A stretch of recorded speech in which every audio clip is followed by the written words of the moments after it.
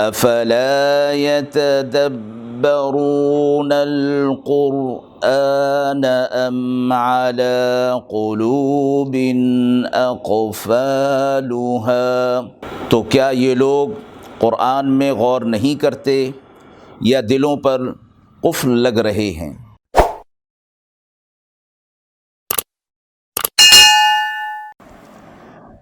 بسم اللہ الرحمن الرحیم۔ ناظرین کرام، درس قرآن کے اس پروگرام میں آج سورۃ البقرہ کی آیت نمبر 47 سے ابتدا کر رہے ہیں۔ اعوذ باللہ من الشیطان الرجیم، بسم اللہ الرحمن الرحیم۔ یا بنی اسرائیل اذکروا نعمتی التی انعمت علیکم وانی فضلتکم علی العالمین واتقوا یوما لا تجزی نفس عن نفس شیئا ولا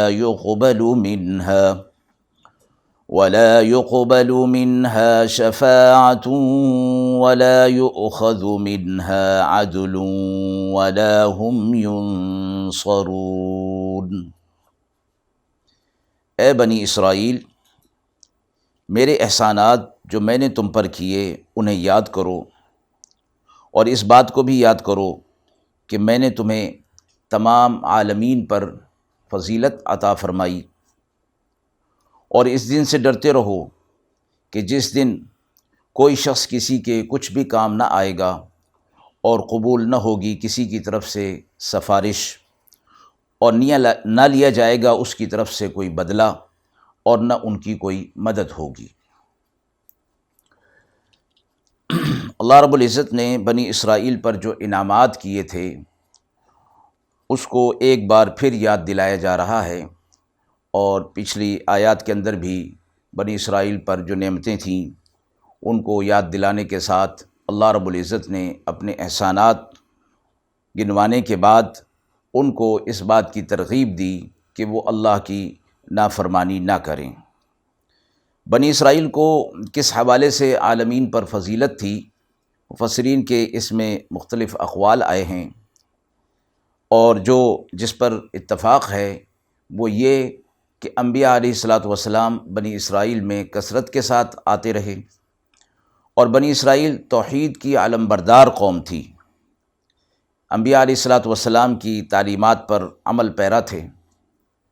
اور اس زمانے میں کہ جب دیگر قومیں شرک کے اندر، کفر کے اندر اور بت پرستی میں مبتلا تھیں، تو اس قوم نے، بنی اسرائیل نے توحید کو سینے سے لگا رکھا تھا، اور آخرت کے بھی یہ قائل تھے۔ تو اس حوالے سے یہ فرمایا گیا، اور یہ ایک بڑی نعمت ہے اللہ کی طرف سے، تو یہ یاد دہانی کرائی گئی بنی اسرائیل کو۔ یہاں یہ بات بھی قابل غور ہے کہ قرآن مجید کا نزول بنی اسرائیل کے دور میں نہیں ہوا، آپ صلی اللہ علیہ وسلم پر یہ قرآن مجید نازل ہوا، لیکن مکہ میں جو یہود تھے ان سے یہ خطاب ہے کہ تمہارے آباء و اجداد جو بنی اسرائیل تھے، بنی اسرائیل کی قوم میں سے تھے، اللہ رب العزت نے ان پر اپنے انعامات نازل کیے تھے۔ تو آباء و اجداد پر انعامات کا ہونا بعد کے لوگوں کے لیے بھی شرف کا باعث ہے۔ تو مکہ کے یہود سے یہ کہا گیا کہ تم بنی اسرائیل سے تعلق رکھتے ہو، تو تمہارے آباء و اجداد پر اللہ رب العزت نے انعامات اور احسانات کیے تھے، لہٰذا انہی انعامات اور احسانات کو یاد کرو، اور تمہارے آباء و اجداد جس کتاب پر تھے، جس شریعت پر تھے، وہ شریعت اللہ کی طرف سے نازل کردہ تھی، اور اسی شریعت میں آپ صلی اللہ علیہ وسلم کی نشانیاں اور آخری نبی کی نشانیاں موجود تھیں، لہٰذا تم آپ صلی اللہ علیہ وسلم کی مخالفت سے اور آپ صلی اللہ علیہ وسلم کو تنگ کرنے سے اپنے آپ کو بچا لو اور چھوڑ دو۔ اس سے قبل آیت نمبر 40 میں بھی یہی بات فرمائی گئی ہے، یہاں اس کو دوبارہ دہراتے ہوئے یہ فرما دیا کہ یہ تمہارے لیے باعث شرف پہلے بھی تھا اور اب بھی ہے۔ اگلی آیت میں یہ فرمایا گیا کہ قیامت کے دن کوئی کسی کے کام نہیں آئے گا، ہاں جس کا ایمان اور عمل صالح ہوگا وہی کامیاب ہوگا۔ آیت کی شان نزول میں یہ فرمایا گیا ہے کہ یہود یہ سمجھتے تھے اور دعویٰ کرتے تھے کہ ہمارے آبا و اجداد ہماری آخرت میں سفارش کریں گے اور ہم عذاب سے بچ جائیں گے۔ اللہ رب العزت نے ان کے اس گمان کی تردید فرما دی کہ ایسا کچھ نہیں، نہ کسی کی شفاعت قبول ہوگی، نہ کسی کی سفارش قبول ہوگی، نہ کوئی مدد کی جائے گی۔ یہ ان کے لیے کہ جو گنہگار ہوں گے، خطا کار ہوں گے۔ وَإِذْ نَجَّيْنَاكُم مِّنْ آلِ فِرْعَوْنَ يَسُومُونَكُمْ سُوءَ الْعَذَابِ يُذَبِّحُونَ أَبْنَاءَكُمْ وَيَسْتَحْيُونَ نِسَاءَكُمْ وَفِي ذَلِكُمْ بَلَاءٌ مِّن رَّبِّكُمْ عَظِيمٌ۔ اور یاد کرو اس وقت کو جب ہم نے تمہیں نجات دی فرعون والوں سے، جو کہ تم پر بڑی سخت تنگی کیا کرتے تھے، تمہارے بیٹوں کو ذبح کر دیتے تھے اور تمہاری عورتوں کو چھوڑ دیتے تھے، اور اس میں آزمائش تھی تمہارے رب کی طرف سے بہت بڑی۔ بنی اسرائیل ہی کو خطاب کیا جا رہا ہے کہ فرعون کو کسی نے کہا کہ تمہاری سلطنت میں ایسا ایک بچہ پیدا ہوگا جو تمہاری سلطنت کو ختم کر دے گا۔ فرعون نے اپنی سلطنت میں پیدا ہونے والے لڑکوں کو قتل کرانا شروع کر دیا، اور جو لڑکیاں تھیں ان کو چھوڑ دیا کرتا تھا۔ تو اللہ رب العزت نے موسیٰ علیہ السلام کو ان کی طرف مبعوث فرمایا، جنہوں نے بنی اسرائیل کو فرعون کے ظلم و ستم سے نجات دلائی۔ تو اللہ نے فرمایا کہ اس کے اندر بنی اسرائیل کے لیے بہت بڑی آزمائش تھی، اور اس آزمائش کو میں یہ لوگ پورے اترے، اور موسیٰ علیہ السلام ان کی طرف مبعوث کیے گئے۔ یہ لوگ صبر کے ساتھ اپنا وقت گزارتے رہے، تو اللہ رب العزت نے ان کے لیے نجات دہندہ موسیٰ علیہ السلام کو مبعوث فرمایا۔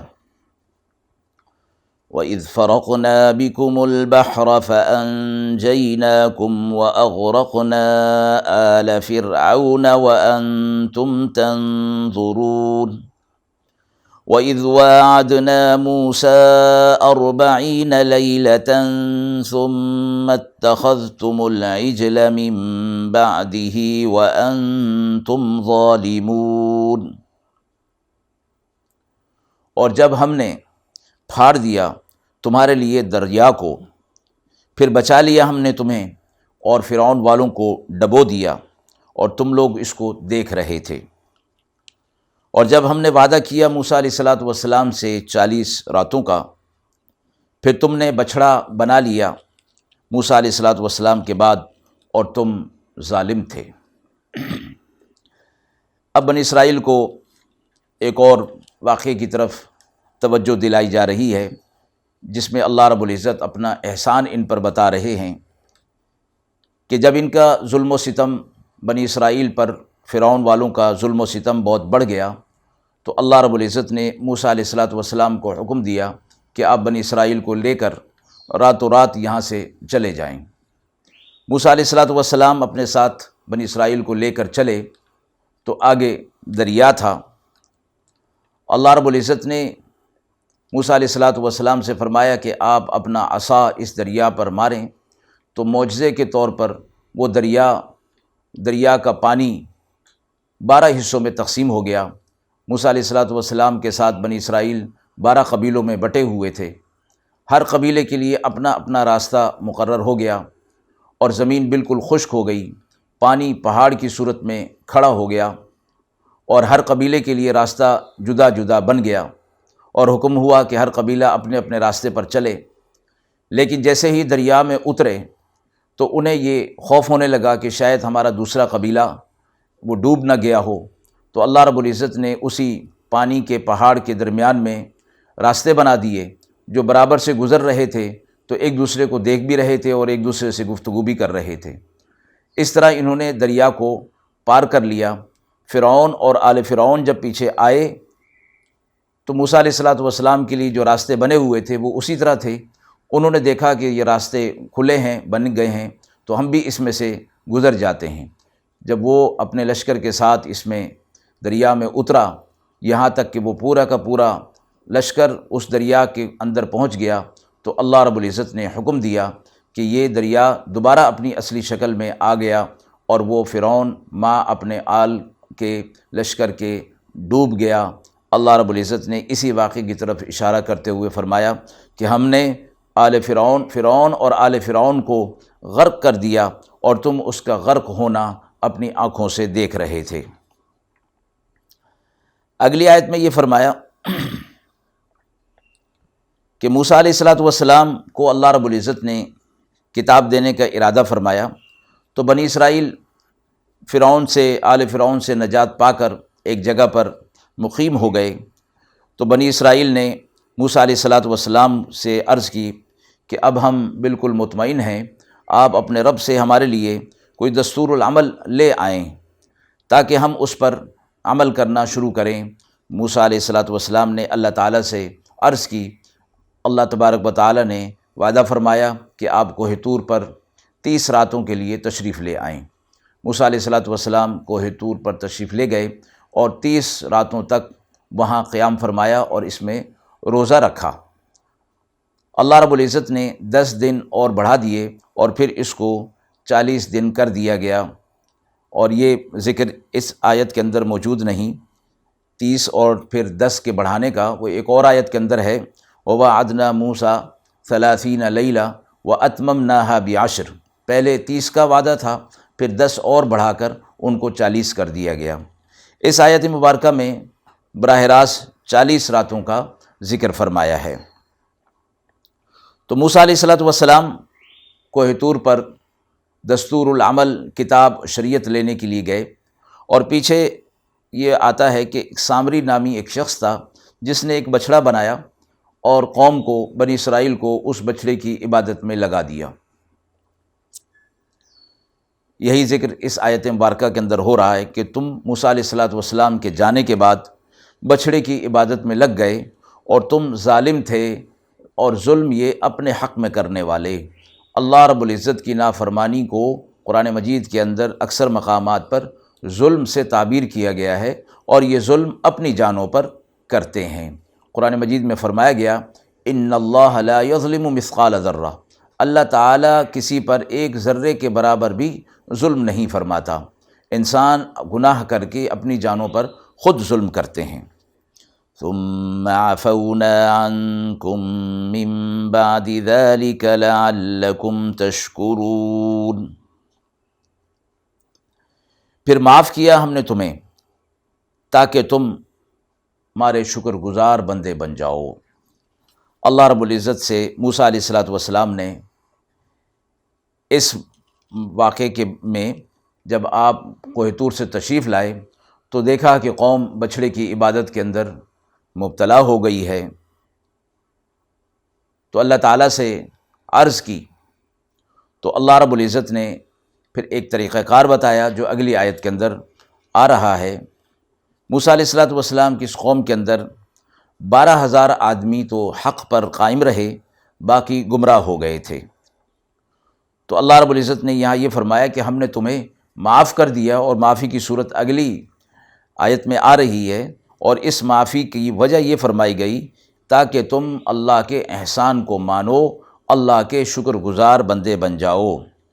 اللہ تعالیٰ نے موسیٰ علیہ الصلوۃ والسلام سے فرمایا کہ بندے کا شکر اتنا ہی کافی ہے کہ وہ یہ اعتقاد اور یقین رکھے کہ جو بھی نعمت اس کے پاس ہے وہ اللہ کی طرف سے ہے، یعنی یہ اعتقاد اور یقین کا رکھنا بھی شکر کے اندر شامل ہوتا ہے۔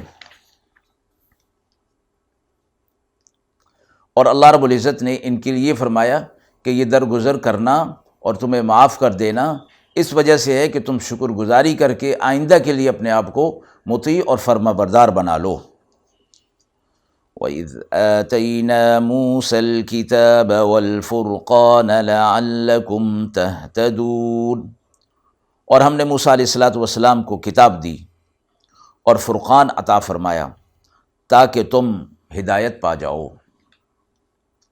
اب یہاں یہ فرمایا گیا کہ موسیٰ علیہ السلام کوہ طور پر تشریف لے گئے تھے، تو یہاں کتاب سے مراد تورات ہے، اور فرقان سے بعض مفسرین نے معجزات مراد لی ہیں، اور بعض نے فرقان کو کتاب کی صفت بیان فرمایا ہے، جس طرح کہ قرآن مجید کے لیے بھی فرقان کا لفظ آیا ہے کہ حق اور باطل کے درمیان فرق کرنے والی چیز۔ تو تورات کے لیے کتاب کا لفظ بھی اور فرقان کا لفظ بھی تسلیم کیا جا سکتا ہے، اور آگے جو بات فرمائی جا رہی ہے لعلکم تہتدون، تاکہ تم اس کتاب کے احکامات اور اس میں جو حق اور باطل کے درمیان فرق کرنے والی چیزیں ہیں، احکامات ہیں، ان کو تم اختیار کرو تاکہ تم ہدایت پر آ جاؤ۔ وَإِذْ قَالَ مُوسَىٰ لِقَوْمِهِ يَا قَوْمِ إِنَّكُمْ ظَلَمْتُمْ أَنفُسَكُمْ بِاتِّخَاذِكُمُ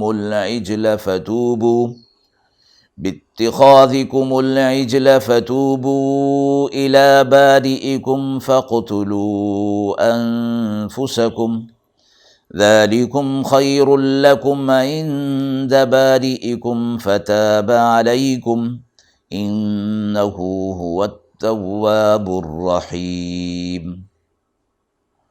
اور موسیٰ علیہ السلام نے جب کہا اپنی قوم سے، اے قوم، تم نے اپنی جانوں پر ظلم کیا بچھڑے کی عبادت کر کے، سو اب توبہ کرو اپنے رب کے حضور اور مار ڈالو اپنی اپنی جان کو، یہ تمہارے لیے بہتر ہے تمہارے رب کے نزدیک۔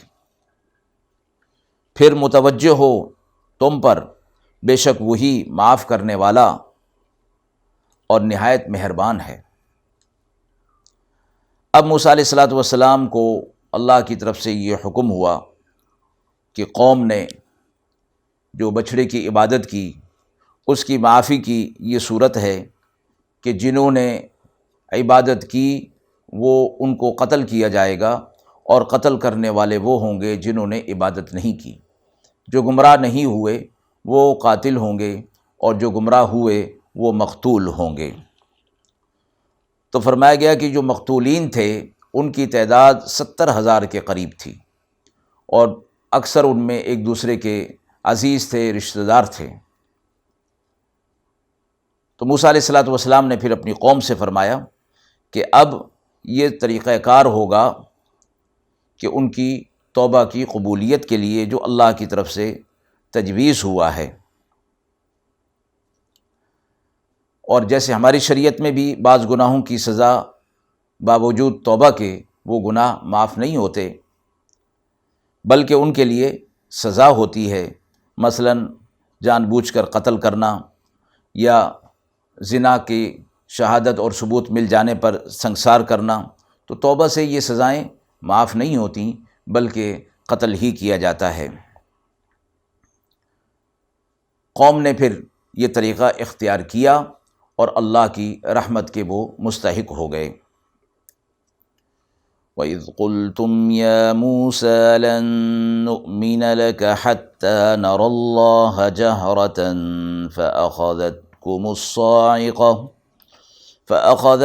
الصَّاعِقَةُ وَأَنْتُمْ تَنظُرُونَ۔ اور جب تم نے کہا اے موسیٰ علیہ السلام، ہم ہرگز ایمان نہیں لائیں گے جب تک کہ ہم اللہ کو سامنے نہ دیکھ لیں، پھر تم کو بجلی نے آ لیا اور تم دیکھ رہے تھے۔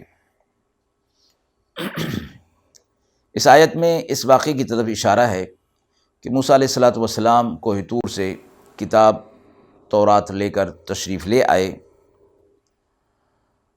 اور قوم کے سامنے پیش کی کہ یہ اللہ تعالیٰ کی کتاب ہے۔ تو ان میں سے بعض لوگوں نے کہا کہ جب تک اللہ کو ہم خود نہ دیکھ لیں تو ہم اس کتاب پر ایمان نہیں لائیں گے۔ موسیٰ علیہ السلام نے اللہ تعالیٰ کی اجازت سے فرمایا کہ انہیں کوہ طور پر لے چلو۔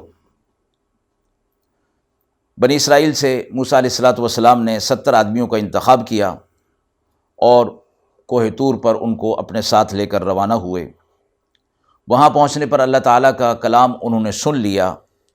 اس وقت ایک اور رنگ انہوں نے اختیار کیا، تو کہنے لگے کہ ہم کلام سننے پر اکتفا نہیں کریں گے، خدا جانے کون بول رہا ہے، اگر اللہ کو ہم دیکھ لیں تب ہم یقین کریں گے۔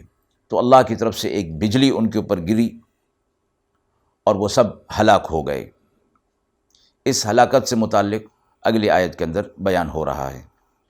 ثم بعثناکم من بعد موتکم لعلکم تشکرون، پھر ہم نے تمہیں مرنے کے بعد دوبارہ زندہ کر دیا تاکہ تم شکر گزار بنو، احسان مانو۔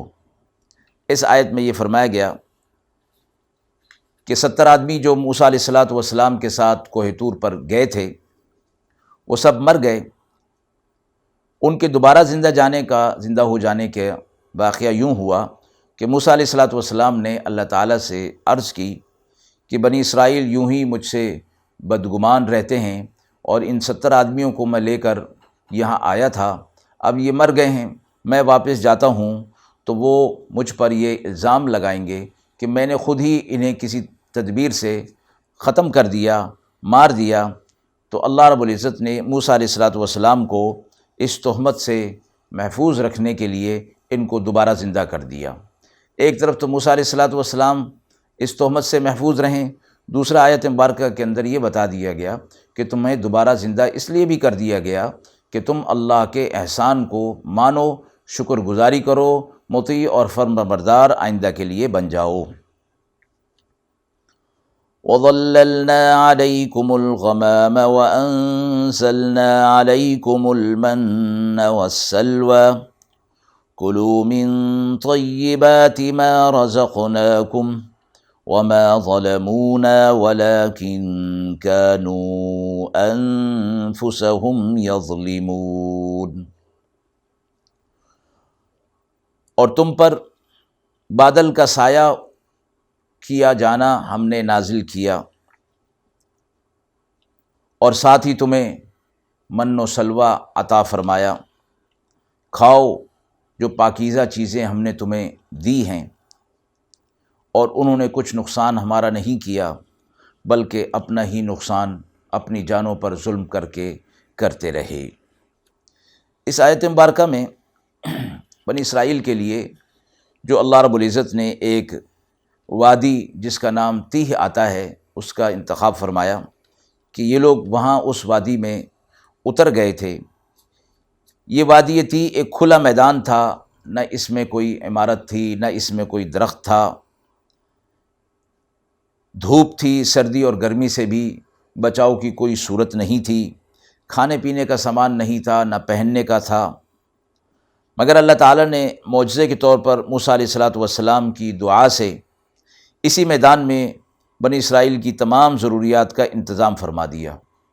بنی اسرائیل نے دھوپ کی شکایت کی تو اللہ رب العزت نے ایک بادل پیدا کر دیا جو ان پر سایہ کرتا تھا، جب یہ وادی میں کہیں ادھر ادھر جاتے تو وہ بادل ان کے ساتھ ہوا کرتا تھا۔ کھانے کا تقاضا ہوا تو اللہ رب العزت نے من اور سلوہ نازل کیا۔ اسی طرح ان کے لیے لباس کا انتظام بھی اللہ کی طرف سے ہو گیا۔ اللہ نے معجزے کے طور پر ان کو ایسا لباس عطا فرما دیا کہ جو عمر کے ساتھ ساتھ بڑھتا بھی رہتا، نہ پرانا ہوتا، نہ میلا ہوتا، نہ پھٹتا تھا۔ انہیں یہ ساری نعمتیں دینے کے بعد من و سلوہ جو ان کے لیے رات کو نازل ہوا کرتا تھا اور صبح یہ اس کو لے لیا کرتے تھے، حکم یہ ہوا کہ اس کو جمع نہ کریں، حرص نہ کریں، بقدر ضرورت لے لیا کریں، آئندہ کے لیے اس کو جمع نہ کریں۔ مگر ان لوگوں نے حرص کیا اور اس کو جمع کرنا شروع کر دیا، یہاں تک کہ وہ سڑنا شروع ہو گیا۔ تو اللہ رب العزت نے اسی کو فرمایا کہ تم نے اپنی جانوں پر خود جو ہے وہ ظلم کیا، اللہ کی طرف سے تمہارے اوپر کوئی ظلم نہیں ہوا۔ وآخر دعوانا ان الحمد للہ رب العالمین۔